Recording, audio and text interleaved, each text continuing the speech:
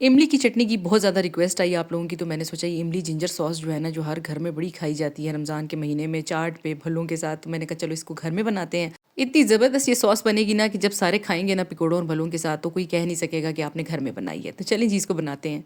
तकरीबन 300 ग्राम्स मेरे पास इमली थी और मैंने इसको बॉइलिंग वाटर में डिप करके रख दिया था। जब ये ठंडा हो जाएगा तो इसका पल्प बड़े ही आराम से रिमूव हो जाएगा। इसको स्क्वीज़ कर लीजिएगा। सीड मैंने रिमूव कर दिया था और इमली के अंदर तकरीबन 1 गिलास पानी शामिल किया। 1/3 कप मैंने इसके अंदर शुगर ऐड की। इसकी जगह आप गुड़ भी ले सकते हैं। और ये इजी से स्पाइसेस हैं। जो आपने अजवाइन शामिल करनी है उसको अच्छे तरीके से हाथ से मसल के शामिल करेंगे, बहुत अच्छी खुशबू आती है।